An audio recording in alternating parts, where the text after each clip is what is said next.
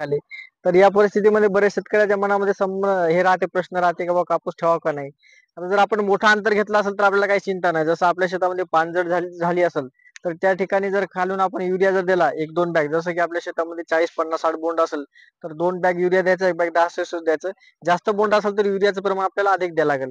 आणि महत्वाचं आहे, जर आपल्या शेतामध्ये पानझड संपूर्ण झाली असेल तर फवारणी लगेच घ्यायची आपल्याला.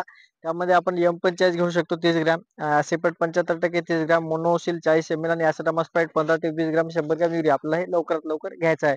याच्यामध्ये आता बघा, या प्लॉटमध्ये सुद्धा जे खालून पानं बघा आपल्याला दह्यासारखे दिसतात ना, पांढरे पांढरे डॉट दिसतात ना, हे अशा प्रकारे. तर याला काय करायचं, सल्फर ऐवजी आपण काय करायचं, कोसावे WD 80% घ्यायचं. आता बऱ्याच शेतकऱ्यांच्या शेतामध्ये पांढरे डाग पडलेले आहेत.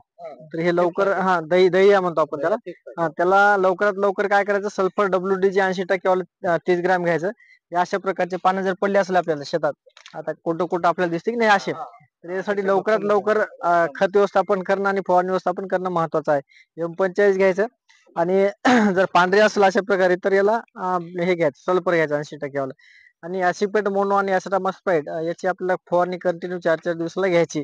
आता महत्वाचा प्रश्न आहे, ज्या ठिकाणी 3 बाय 1 आहे, 4 बाय 1 आहे, एकदम दाटून गेलं, या ठिकाणी लवकर फरतड किंवा लवकर पाचवणार नाही.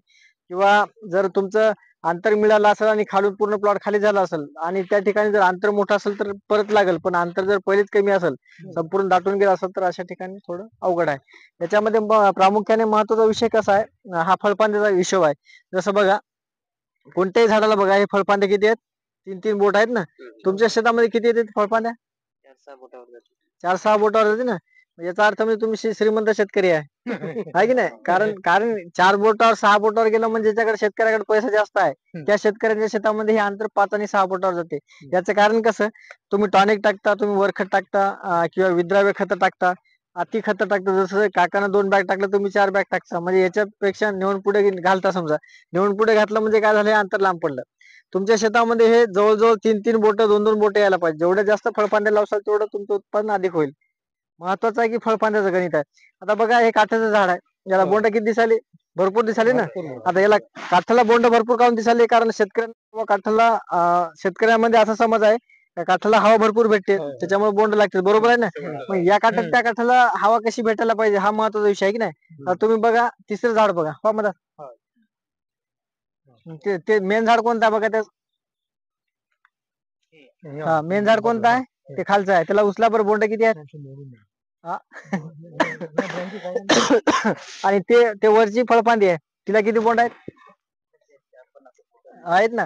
तर ते पण मधातच आहे ना, तिला तर लागायला नाही पाहिजेत ना. तर महत्वाचा विषय आहे का, या पद्धतीमध्ये सूर्यप्रकाश सारखा भेटते. हा, म्हणजे हे जे आपण हे 7चं आहे, ते 5चं आहे आणि परत 7चं, आणि प्लांट टू प्लांट 1 फूट आहे. लावताना 1 फूट लावायचं, नंतर वाहन नरगा उभा झाड काढायचं.